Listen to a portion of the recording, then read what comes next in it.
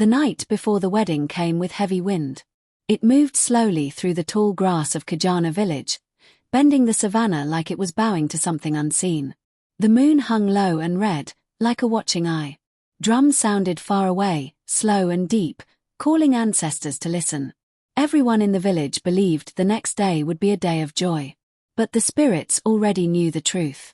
In a small clay house at the edge of the village lived Zawadi, a young black woman with calm eyes and strong hands. She was known for her kindness and silence. Since childhood, elders said she walked gently because she listened more than she spoke. The women said the ancestors followed her steps. Tomorrow, Zawadi would become a wife. Tomorrow, she would marry Bako, the hunter chosen for her by the council of elders. Firelight danced on the walls of her home as her aunt braided her hair with red and white beads. Outside, women laughed, pounding yam, singing wedding songs. The air smelled of smoke, earth, and sweet palm wine. But Zawadi's heart felt heavy. The wind touched her skin like a warning. Earlier that evening, the oldest elder, Mama Nuru, had looked at her for a long time and said quietly, "Child, if the night speaks, do not close your ears." Zawadi did not understand then. But now, as darkness deepened, those words returned. She rose from her mat and stepped outside. The village fires burned low. Shadows stretched long. Somewhere beyond the huts, the sacred forest breathed. That was when she heard it. A whisper. Not from a person. Not from the wind. It came from the ground beneath her feet. Zawadi.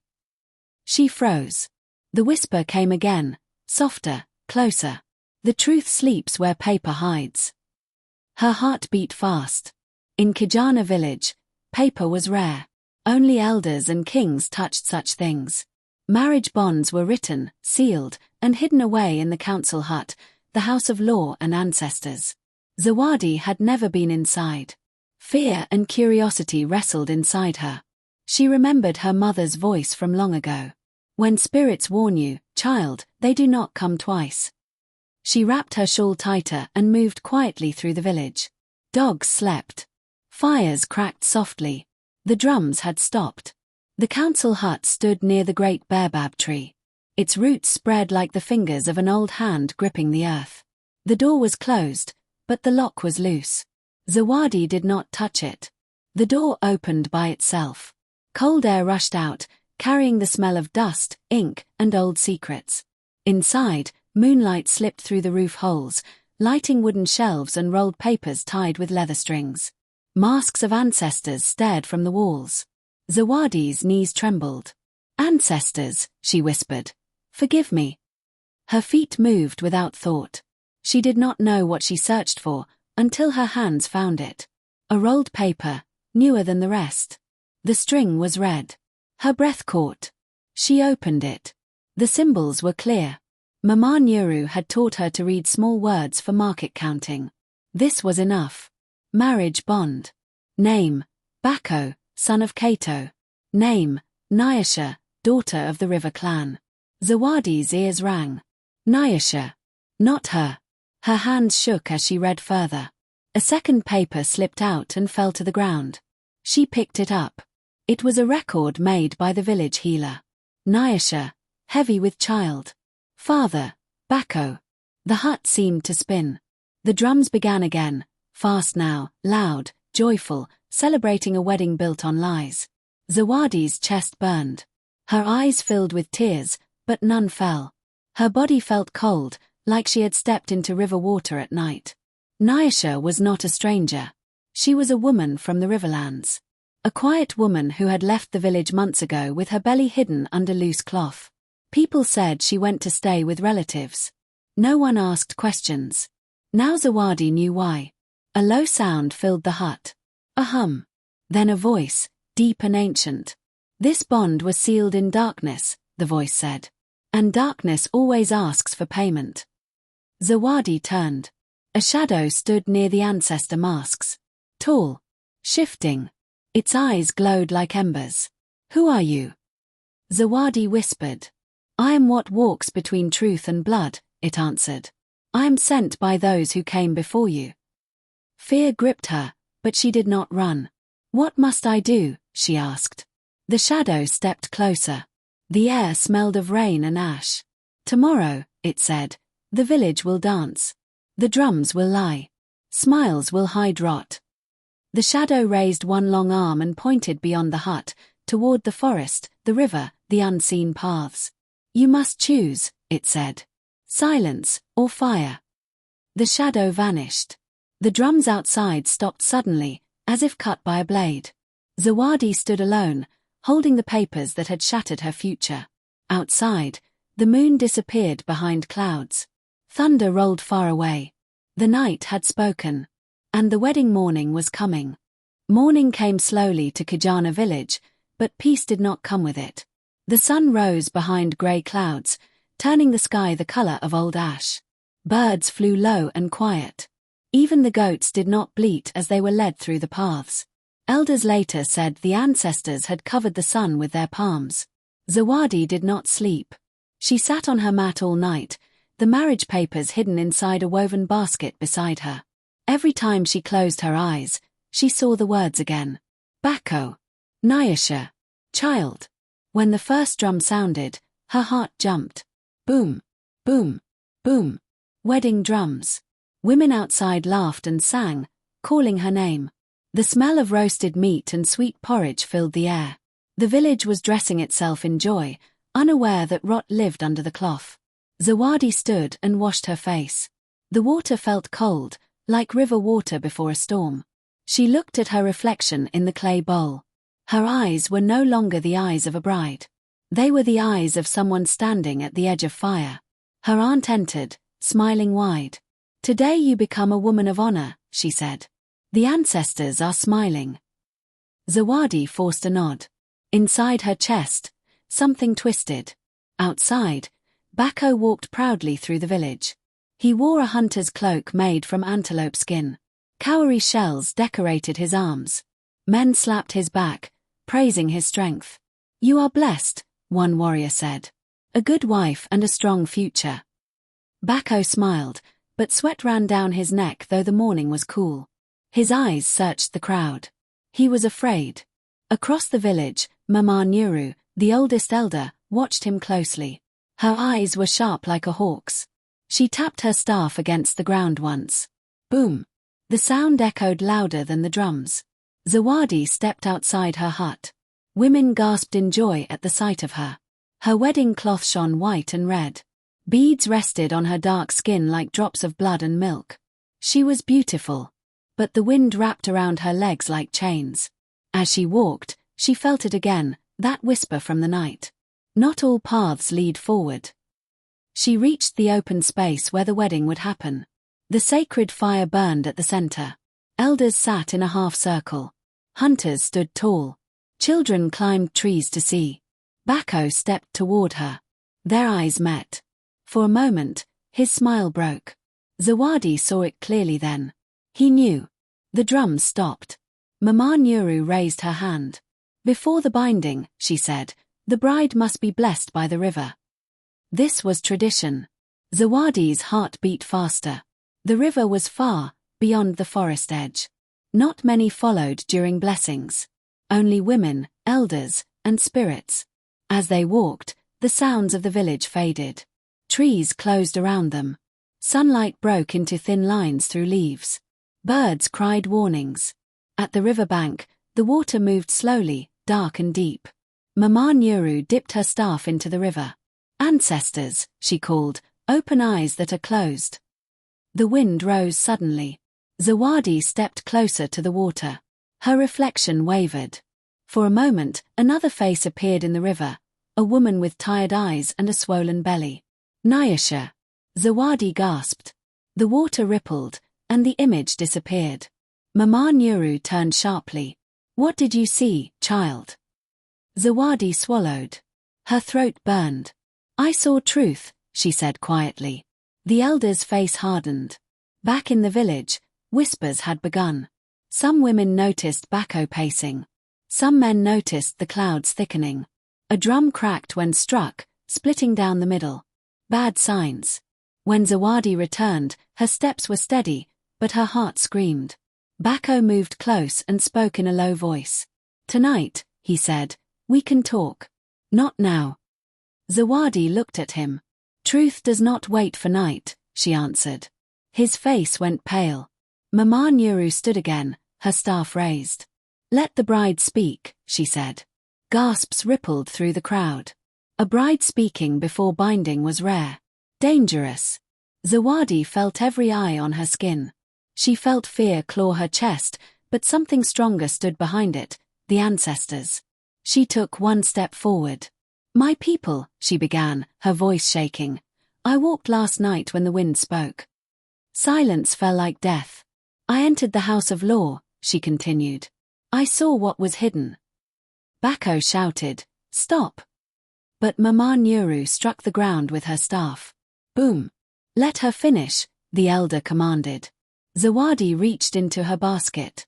She pulled out the papers. The wind screamed through the trees. The sacred fire flared high, sparks flying like angry spirits.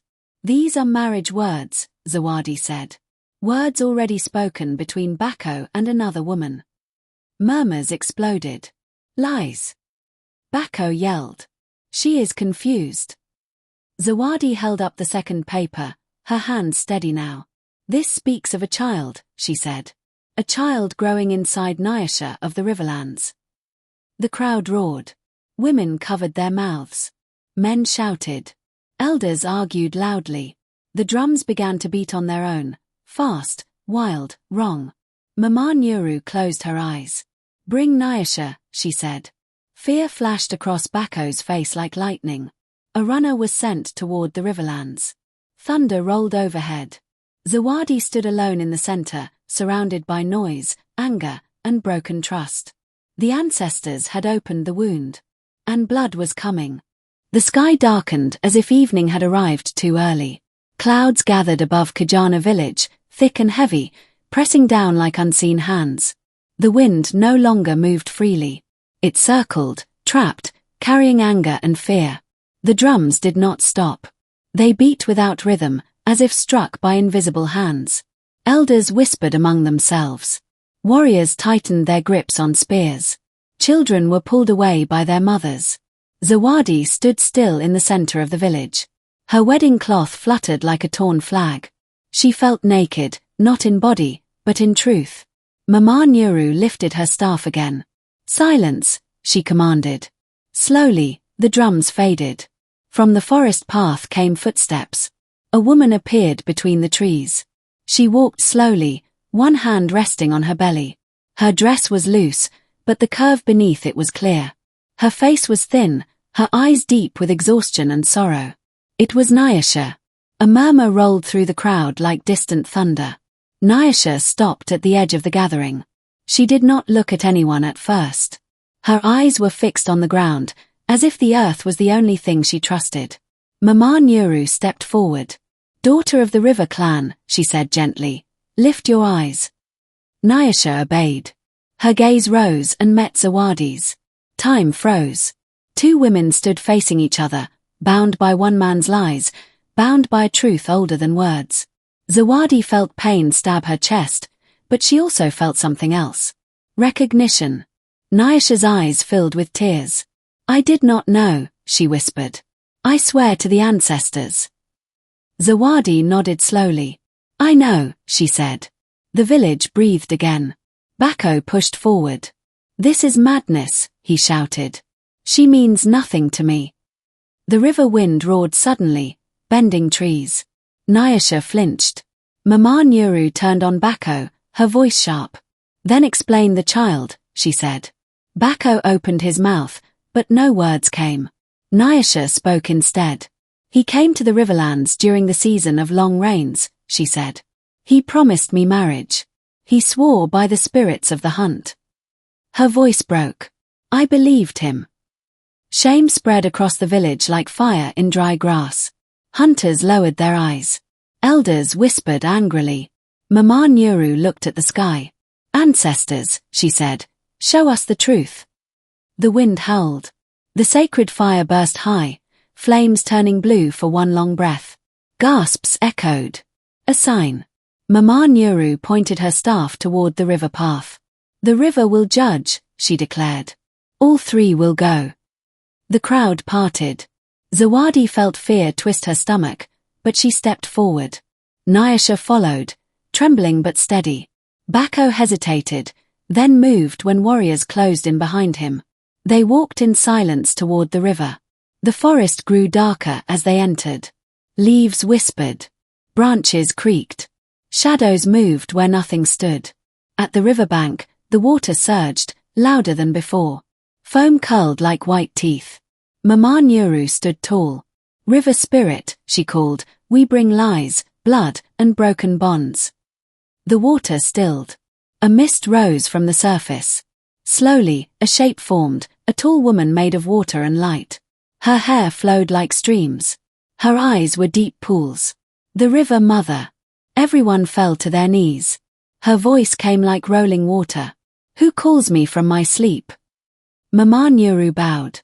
"Truth calls you." The River Mother turned her gaze to Zawadi. "You carry pain with dignity," she said. "Speak." Zawadi's voice shook, but she spoke. "I was to be bound today," she said. "But lies stood where love should be." The River Mother nodded. She turned to Nyasha. "You carry life," she said. "Speak." Nyasha wept. "I was promised," she said. "I was abandoned." The River Mother's face darkened. Then she faced Bako. "Hunter," she said, her voice cold, "speak." Bako dropped to his knees. "I feared losing honor," he said. "I chose silence." The river roared. "Silence is the brother of lies," the spirit thundered. The River Mother raised her arm. The water rose, circling Bako's legs like snakes. "Your path splits here," she said. "Choose." Fear broke Bako's pride. "I confess," he cried. "The child is mine. The promise was mine." The water fell. The River Mother turned to the women. "One of you was chosen by elders," she said. "One of you was chosen by the womb." She paused. "Only one will walk forward in peace." Zawadi's heart ached. Nyasha clutched her belly. The spirit's eyes glowed. "Zawadi," she said, "will you bind yourself to a man whose shadow stains your name?" Zawadi closed her eyes. She remembered the whisper. "Silence, or fire." She opened them. "No," she said. The word echoed across the water. The River Mother smiled softly.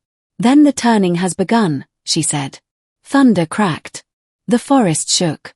And the fate of Kijana village shifted forever. Thunder rolled again, louder than before, and the earth trembled beneath the feet of all who stood by the river. The River Mother slowly faded back into mist, her form breaking into silver threads that melted into the flowing water. The river returned to its restless movement, but its voice still echoed in the air. The judgment had been spoken. Silence followed, heavy, painful silence. Zawadi stood very still. Her chest rose and fell, but her heart felt like it had been torn open and left in the wind. She had chosen truth, yet truth carried a sharp edge. Nyasha began to cry softly. Not loud. Not begging. Just tears falling freely, like rain after drought. Bako collapsed onto the wet sand. His hunter's pride lay broken around him. The warriors did not touch him. Shame held him tighter than ropes ever could. Mama Nyuru turned back toward the village. "The ancestors have spoken," she said. "We return." The walk back felt longer than the journey there. The forest seemed darker now. Trees leaned close, listening. Birds screamed warnings from above. Zawadi felt eyes on her from every shadow, not cruel eyes, but watching ones. At the village edge, the people waited. When they saw the faces of the returning group, a low cry spread through the crowd. Women clutched their chests. Men muttered prayers. The sacred fire flickered weakly, as if unsure whether to live or die. Mama Nyuru raised her staff. "The wedding is broken," she declared. A sharp cry came from the women's circle. "The lie has been cut open," the elder continued. "But blood still flows." She turned to Bako. "You dishonored 2 women," she said. "You lied before ancestors and people." Bako bowed his head. "You will not hunt for 1 full season," Mama Nyuru said. "You will not sit with elders. You will carry shame until you learn humility." Gasps followed. To strip a hunter of his role was worse than exile. Then Mama Nyuru turned to Nyasha. "You carry a child born of broken words," she said gently. "The village will not cast you out." Nyasha's eyes widened in disbelief. "But the child's father must prove himself worthy," the elder continued. "Or the river will take what it is owed." All eyes turned back to Bako. Finally, Mama Nyuru faced Zawadi. The crowd held its breath. "You stood before ancestors without fear," the elder said. "You chose truth over comfort." She paused. "But truth is never free." Zawadi felt a chill run through her bones. "The spirits demand balance," Mama Nyuru said. "The wedding fire must still burn." Confusion rippled through the people. "The fire does not belong to a man," the elder continued. "It belongs to the woman who kept her honor." Mama Nyuru lifted her staff and struck the ground. Boom! "The ceremony will change." Drums began again, slow and deep, not joyful, not angry, but powerful. Women surrounded Zawadi. They removed her wedding cloth carefully. Gasps rose as they replaced it with a deep indigo robe, the color of night, truth, and spiritual crossing. Zawadi's hands shook. "What is happening?" she whispered.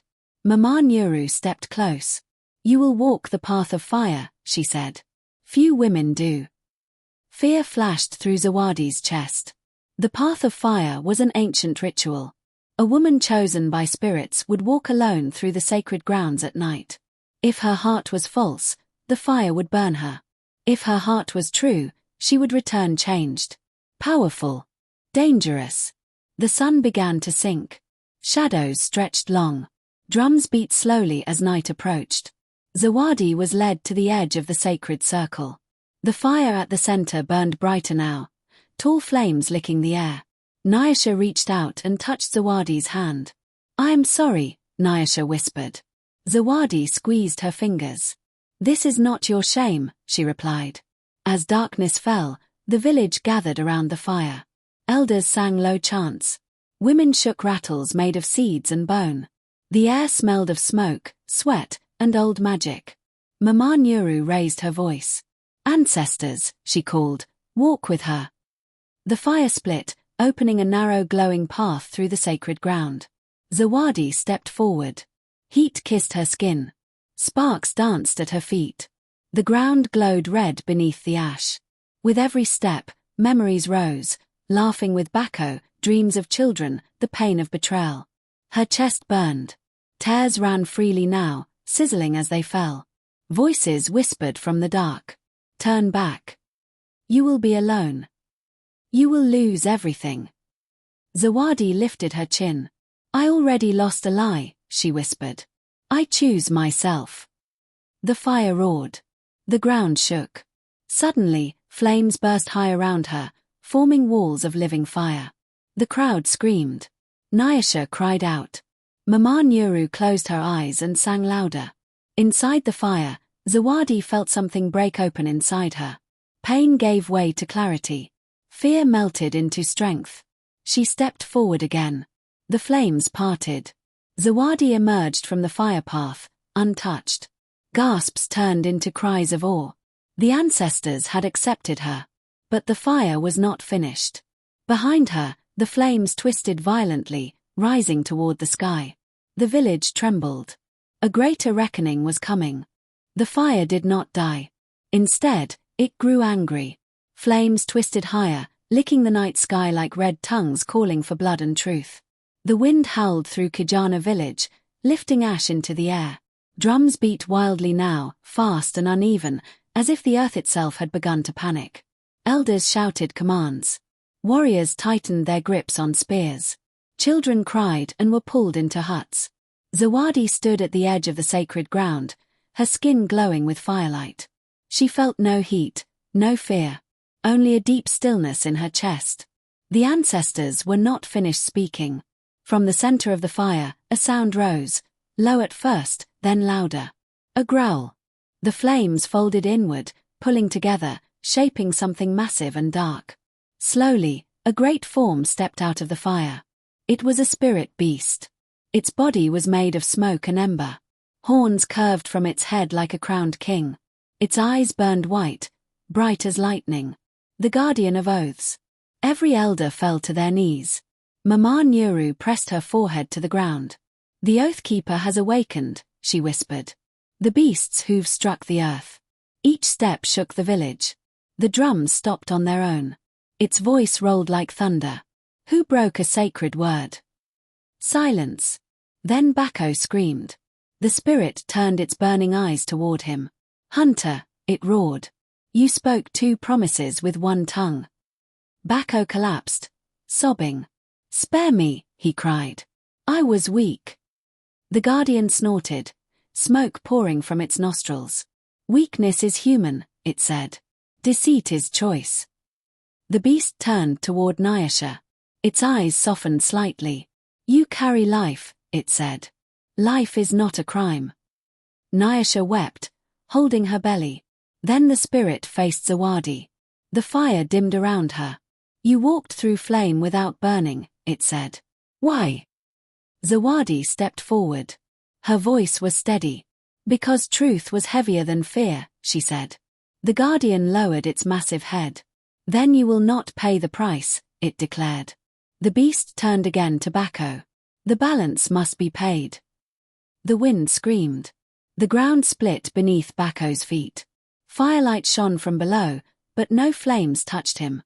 Instead, shadows wrapped around his legs, pulling him down. Wait! Bako cried. I will marry Nyasha. I will raise the child. The spirit paused. Words are dust, it said. Proof is blood and time. The guardian raised 1 hoof and struck the ground. Boom! You will serve.